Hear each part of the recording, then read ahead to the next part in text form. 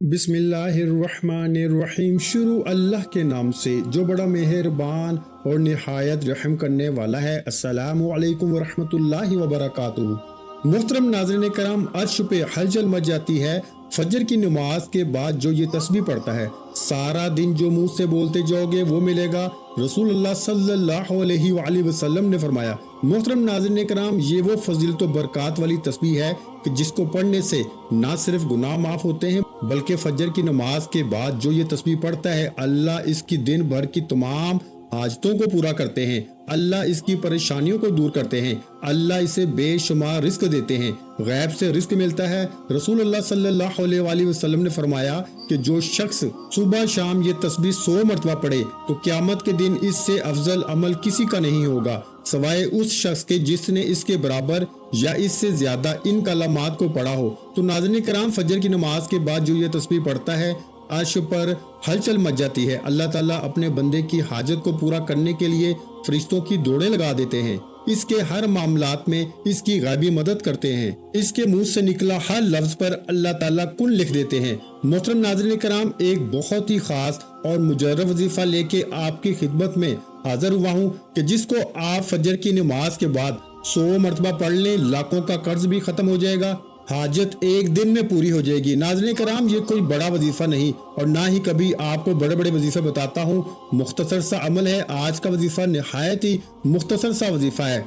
फजर के बाद आपने इस अमल को कर लेना है इंशाअल्लाह। फिर इस वजीफे का असर आप खुद देखेंगे। रिस्क, माल और दौलत के अंबार लग जाएंगे। ये खास दौलत के लिए है, लेकिन आज का ये वजीफा, ये अमल सदक दिल के साथ आपने करना है। इस अमल को अगर फकीर भी करेगा तो वो भी अल्लाह पाक की इनायत और उसके फजलो करम से दौलत पे बैठ के राज करेगा, क्योंकि इस वजीफे में जो ताकत है, इस वजीफे का जो असर है, वो बहुत कम लोग ही जानते हैं। वैसे तो हमने अपने चैनल पर बेशुमार वज़ाइफ बताए हैं, लेकिन ये जो अमल है, ये जो वजीफा है, ये आपकी सारी परेशानियों को खत्म कर देगा। आपके ऊपर लाखों करोड़ों का कर्ज है, इंशाअल्लाह वो भी चुटकियां बजाते ही अदा होगा। कर्जों के अदा होने के ऐसे असबाब पैदा हो जाएंगे, फिर आप सब नाजरीन खुद भी हैरान रह जाएंगे। आपके पास दौलत की कमी है, आप किराए के घर में रहते हैं, आपको समझ नहीं आती कि किराया कैसे अदा करें, घर का खर्च कैसे चलाएं, क्योंकि आजकल महंगाई भी तो इतनी ज्यादा हो गई है कि एक वक्त का खाना भी मुश्किल हो चुका है। हर माह बिजली के तगड़े तगड़े बिल अदा करने होते हैं, हर माह बच्चों की फीसें अदा करनी होती हैं। इंसान बहुत परेशानी में है और इंसान को सुकून सिर्फ अल्लाह के जिक्र में ही मिलता है। ये बात बहुत ही अहम करने लगा हूँ कि जब इंसान आजिज़ी के साथ अल्लाह के आगे झुक जाता है, सजदे पे सजदा करता है और फिर हर सजदे में रो रो के गिड़गिड़ा के खूब ढेरों दुआएं मांगता है, तो इसको भी अल्लाह ताला जरूर अता फरमा देता है। हम हर वजीफे में आपको बताते हैं कि अल्लाह से मांगने का आपको तरीका जब आ जाएगा तो फिर आपको किसी मजीद वजीफे की जरूरत नहीं पड़ेगी।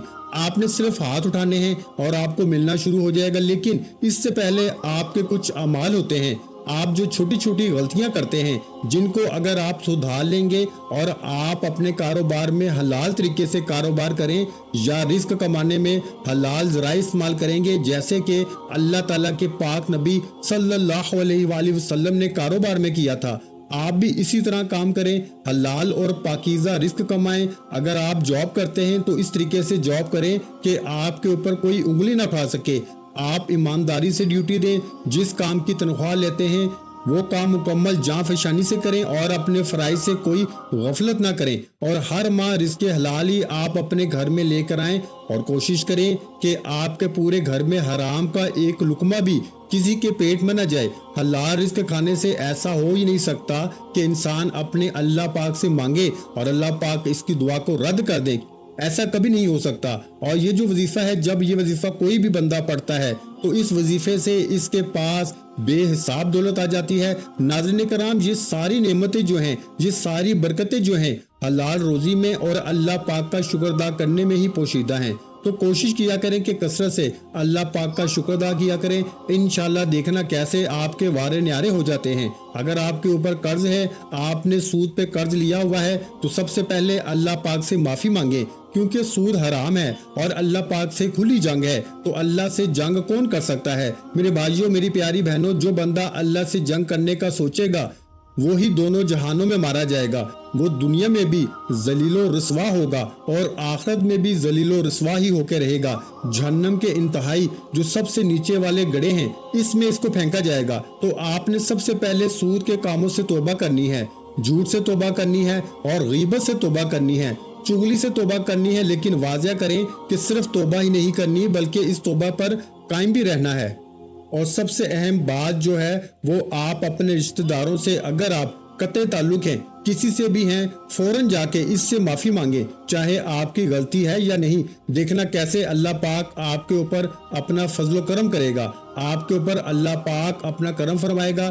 یا رشتہ داروں کے ساتھ آپ نے اچھا سلوک کرنا ہے، اس کے ساتھ تعلقات جوڑنے کی کوشش کرو۔ یہ نہ دیکھو کہ اس نے یہ کہہ دیا، اس نے وہ کہہ دیا۔ آپ عاجزی اختیار کرو، جو عاجزی اختیار کر لے گا اس کو پھل ملتا ہے۔ اور جب آپ کبھی بلندی پہ چڑھتے ہیں، آپ کو پتہ ہونا چاہیے جب بھی آپ بلندی پہ چڑھیں گے تو آپ کو جھکنا پڑے گا، آپ سیدھے کھڑے ہو کے بلندی پہ نہیں چڑھ سکتے۔ اور جب آپ نے نیچے اترنا ہوتا ہے تو آپ کو سیدھا ہونا پڑتا ہے، تو اس وقت آپ کو ایسے سینہ تان کے نیچے اترنا پڑتا ہے، پھر ہی آپ نیچے اتر سکتے ہیں۔ ناظرین کرام، آج کا جو وظیفہ ہے اس کی ترتیب آپ اچھے طریقے سے ذرا سمجھ لیں اور میری باتوں پر آپ نے عمل بھی کرنا ہے۔ اس کو آپ نے اپنے دوستوں کے ساتھ، رشتہ داروں کے ساتھ لازمی شیئر بھی کرنا ہے۔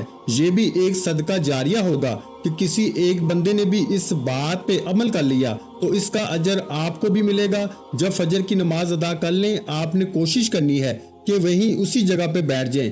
مردوں نے کوشش کرنی ہے کہ وہ مسجد میں جا کے جماعت کے ساتھ نماز ادا کریں، عورتوں نے گھر میں نماز ادا کرنی ہے۔ اگر آپ کو ٹائم نہیں ملتا یا آپ نے کہیں جانا ہوتا ہے تو آپ عشاء کی نماز کے بعد سونے سے پہلے بھی اس وظیفے کو کر سکتے ہیں، کوئی ایسی پابندی نہیں، لیکن فجر کی نماز کے وقت کرنا زیادہ بہتر رہے گا۔ محترم ناظرین کرام، اللہ پاک کے آخری نبی حضرت محمد مصطفیٰ صلی اللہ علیہ وآلہ وسلم نے فرمایا، اللہ پاک ارشاد فرماتا ہے، میں نے تمہاری امت پر دن رات میں 5 نمازیں فرض کی ہیں اور میں نے یہ عہد کیا ہے کہ جو ان نمازوں کی ان کے اوقات میں پابندی کرے گا میں اس کو جنت میں داخل کروں گا، اور جو پابندی نہیں کرے گا اس کے لیے میرے پاس کوئی عہد نہیں۔ اللہ پاک قرآن کریم میں ارشاد فرماتا ہے، رب کو سہراتے ہوئے اس کی پاکی بولو، سورج چمکنے سے پہلے اور اس کے ڈوبنے سے پہلے نماز فجر ادا کر لو۔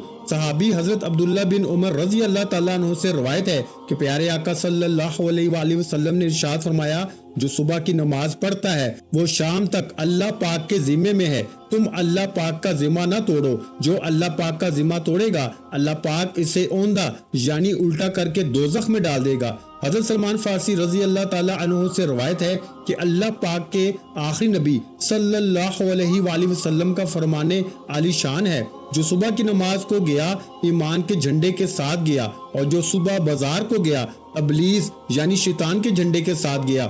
حضرت عمار رضی اللہ تعالیٰ عنہ فرماتے ہیں، میں نے نبی کریم صلی اللہ علیہ وآلہ وسلم کو فرماتے سنا کہ جس نے سورج کے طلوع غروب ہونے سے پہلے نماز ادا کی یعنی فجر عصر کی، وہ ہرگز جہنم میں داخل نہ ہوگا۔ حضرت ابو عبیدہ بن جراح رضی اللہ تعالیٰ عنہ بیان کرتے ہیں کہ رسول اکرم صلی اللہ علیہ وآلہ وسلم نے ارشاد فرمایا، جمعے کے دن پڑھی جانے والی نماز بعد جماعت سے افضل کوئی نماز نہیں۔ میرا گمان یعنی خیال ہے کہ تم میں سے جو اس میں شریک ہوگا اس کے گناہ معاف کر دیے جائیں گے۔ حضرت انس رضی اللہ تعالیٰ عنہ سے روایت ہے کہ سرکار مدینہ صلی اللہ علیہ وآلہ وسلم نے ارشاد فرمایا، جس نے 40 دن فجر عشاء بعد جماعت پڑھی اس کو اللہ پاک 2 آزادیاں عطا فرمائے گا، ایک نار یعنی آگ سے، دوسری نفاق یعنی منافقت سے۔ نماز جنت کی چابی ہے۔ اللہ پاک ہمیں 5 وقت نماز پڑھنے کی توفیق عطا فرمائے، آمین یا الہی۔ فجر میں ہم کو اٹھنے کا شوق دے، سب نمازیں ہم پڑھیں وہ ذوق دے۔ جو صبح کی نماز سورج نکلنے سے پہلے پڑھ لے یعنی بعد جماعت ادا کرے، ایسا بندہ اللہ پاک کے ذمے میں چلا جاتا ہے۔ جو 2 نمازیں یعنی فجر اور عصر کی نماز شوق سے پڑھتا ہے، اللہ پاک اس کے لیے باقی نمازیں پڑھنا آسان کر دیتا ہے۔ جب اسے موت آئے گی اللہ پاک اس کے لیے جنت کے 8 دروازے کھول دیتا ہے۔ فجر کی سنتے دنیا کے خزانوں سے بہتر ہیں۔ اللہ پاک قیامت کے دن اسے اپنا دیدار نصیب کرائے گا۔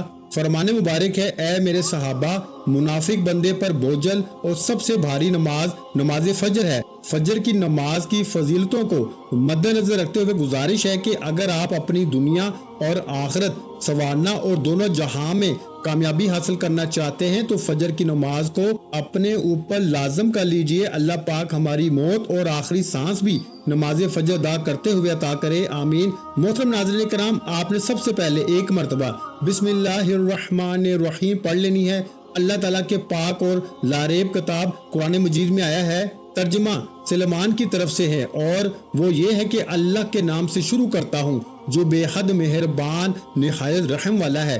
حضرت سلیمان علیہ السلام نے اپنے خط کا آغاز اللہ تعالیٰ کے بابرکت نام سے ہی کیا۔ اسی طرح حضرت نوح علیہ السلام کی کشتی کے چلنے کا تذکرہ قرآن مجید میں کیا گیا تو اللہ تعالیٰ نے ارشاد فرمایا، ترجمہ، اور کہا اس میں سوار ہو جو، اس کا چلنا اور تیرنا اللہ کے نام سے ہے، بے شک میرا رب بخشنے والا مہربان ہے۔ گویا کسی بھی ایسے کام کا آغاز جو جائز ہو تو اللہ کا نام لینا اور اسے شروع کرنا انبیاء علیہ السلام کی سنت مبارکہ ہے، جو اس کام میں برکت پیدا ہو جاتی ہے۔ جب نبی پاک حضرت محمد مصطفیٰ صلی اللہ علیہ وآلہ وسلم بھی کوئی کام کرتے تو اس کی ابتدا اللہ تعالیٰ کے بابرکت نام سے فرماتے تھے۔ آپ صلی اللہ علیہ وآلہ وسلم نے نروا کے نام خطوط لکھے تو ان کا آغاز بھی اللہ تعالیٰ کے نام سے ہی کیا کرتے۔ اس سے معلوم ہوتا ہے کہ کس قدر اہمیت کی حامل ہے۔ رسول پاک صلی اللہ علیہ وآلہ وسلم کا ارشاد ہے کہ دروازہ بند کرتے وقت بسم اللہ پڑھو، چراغ گل کرتے ہوئے بسم اللہ پڑھو، برتن ڈھانپتے ہوئے بسم اللہ پڑھو اور مشک کا منہ بند کرتے ہوئے بسم اللہ پڑھو۔ کھانے پینے، ذبح کرنے، وضو کرنے، کشتی میں سوار ہونے، ہر کام کرنے سے پہلے بسم اللہ پڑھنا مستحب ہے۔ ناظرین کرام، اس کے بعد آپ نے نبی کریم صلی اللہ علیہ وآلہ وسلم کی ذات اقدس پر صرف 11 مرتبہ درود پاک پڑھ لینا ہے۔ درود پاک بے شک درود ابراہیمی پڑھ لیں یا کوئی چھوٹے سے چھوٹا درود جیسے کہ صلی اللہ علیہ وآلہ وسلم پڑھ لیں، لیکن درود ابراہیمی کی فضیلت زیادہ ہے۔ ایک مرتبہ ثواب کی نیت سے میرے ساتھ بھی درود پاک پڑھیے گا۔ اللہم صلی علی محمد وعلی آل محمد کما صلیت علی ابراہیم وعلی آل ابراہیم انک حمید مجید۔ اللہم بارک علی محمد وعلی آل محمد کما بارکت علی ابراہیم وعلی آل ابراہیم انک حمید مجید۔ حضرت عبداللہ بن عمر رضی اللہ تعالیٰ عنہ روایت کرتے ہیں کہ ایک شخص نے حضور اقدس صلی اللہ علیہ وآلہ وسلم کی خدمت میں حاضر ہو کے اپنی مفلسی اور تنگ دستی کی شکایت کی تو آپ صلی اللہ علیہ وآلہ وسلم نے فرمایا، جب تم گھر میں داخل ہو اور گھر میں کوئی ہو تو اسے سلام کرو، اور اگر کوئی نہ ہو تو مجھ پہ سلام عرض کرو، اور ایک بار قل ہو اللہ احد پڑھو یعنی سورہ اخلاص پڑھو۔ اس شخص نے ایسا ہی کیا، اللہ تعالیٰ نے اسے اتنا مالا مال کر دیا کہ اس نے اپنے ہمسایوں کی بھی خدمت کی۔ فرمان مصطفیٰ صلی اللہ علیہ وآلہ وسلم ہے کہ جو یہ پسند کرے کہ اللہ تعالیٰ اس کے گھر میں خیر زیادہ کرے تو جب کھانا حاضر کیا جائے وضو کرے، اور جب اٹھایا جائے تو اس وقت بھی وضو کرے۔ کھانے کے وضو سے مراد دونوں ہاتھ گھٹوں تک اور منہ کا اگلا حصہ دھونا اور کلی کرنا ہے، اور فرمایا کہ مل کے کھانے میں برکت ہے۔ سرکار مدینہ صلی اللہ علیہ وآلہ وسلم کا فرمان ہے کہ اکٹھے کھاؤ، الگ الگ نہ کھاؤ، کہ برکت جماعت کے ساتھ ہے۔ اس حدیث پاک کے تحت حکیم الامت مفتی احمد یار خان علیہ رحمت اللہ علیہ فرماتے ہیں کہ ساتھ کھانے میں تھوڑا کھانا بہت کو کافی ہو جاتا ہے، آپس میں محبت بڑھتی ہے۔ نماز، جہاد، حج، کھانا غرض کے عبادات و عادات میں مسلمانوں کی جماعت بڑی اعلیٰ نعمت ہے۔ رزق میں وسعت کا نسخہ سرکار مدینہ صلی اللہ علیہ وآلہ وسلم کا فرمان مشکبار ہے، جو شخص دسترخوان سے کھانے کے گرے ہوئے ٹکڑوں کو اٹھا کے کھائے وہ فراخی کی زندگی گزارتا ہے اور اس کی اولاد میں عافیت رہتی ہے۔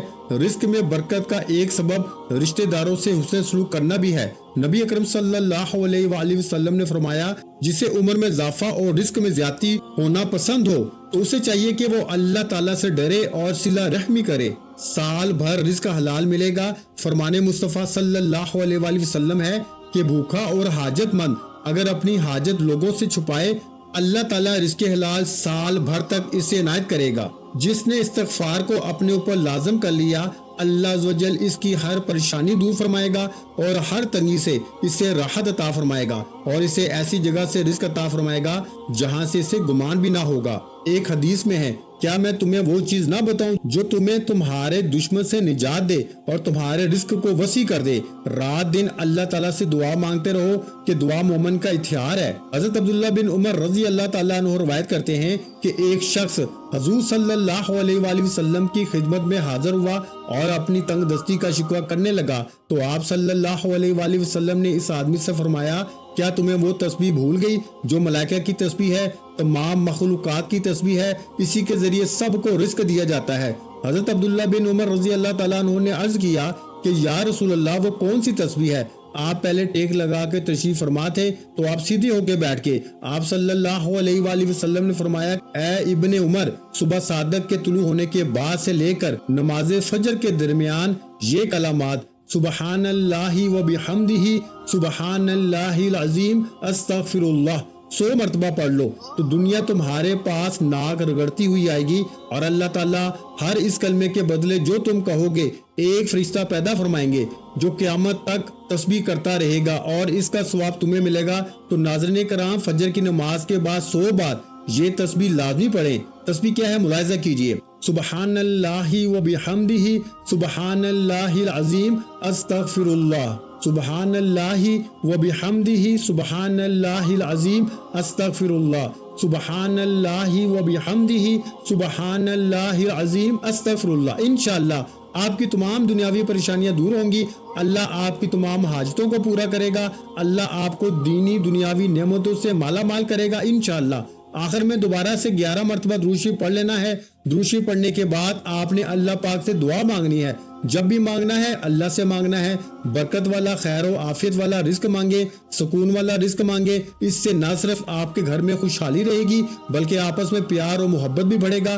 ہر بندہ دن رات زیادہ سے زیادہ پیسے کمانے کے چکر میں بہت سے راستے اختیار کرتا ہے، تو کوشش کہ آپ نے مختصر راستہ نہیں اختیار کرنا، اپنے کام پہ آپ نے مکمل توجہ دینی ہے، رزق حلال کمانا ہے، محنت کرنی ہے۔ اس سے اللہ پاک آپ کے اوپر ڈھیروں برکتیں اور رحمتیں ہونا شروع ہو جائیں گی، اور کوئی بھی وظیفہ نماز کے بغیر مکمل نہیں ہوتا۔ آپ نے 5 وقت کی نماز لازمی ادا کر لینی ہے، اور حسب توفیق صدقہ خیرات بھی دینا ہے۔ محترم ناظرین کرام، نماز کے وقت اللہ تعالیٰ نمازی ہی کی طرف متوجہ ہوتا ہے۔ اللہ تعالیٰ انسان کو سجدہ کرتے وقت ہی سب سے زیادہ پسند کرتا ہے۔ جب انسان نماز کے لیے تیار ہوتا ہے تو جنت کے دروازے کھول دیے جاتے ہیں، اور نماز کی جانب جتنے قدم بڑھاتا ہے اس کے اتنے گناہ معاف کر دیے جاتے ہیں، اور اتنا ہی ثواب اس کے حق میں لکھ دیا جاتا ہے۔ دعا ہے کہ رب کریم میرا سنانا، آپ کا سننا اپنی پاک بارگاہ الہی میں قبول و منظور فرمائے، جو مانگا مقدر فرمائے، جو نہیں مانگ سکے بن مانگے عطا فرمائے۔ ویڈیو اچھی لگی ہو تو ویڈیو کو لائک کر دیں، اور اگر چینل پر نئے ہیں تو چینل کو سبسکرائب کر دیں، کیونکہ ایسے بہت سے وظائف، بہت سے اعمال آپ کے حوالے ڈیلی بیسس پہ کرتا رہوں گا۔ اپنا بہت سا خیال رکھیے گا، مجھے اپنی دعا میں یاد رکھیے گا۔ ملتے ہیں ایک اور نئے وظیفے کے ساتھ، اس وقت تک کے لیے خدا حافظ۔ السلام علیکم ورحمۃ اللہ وبرکاتہ۔ جزاک اللہ۔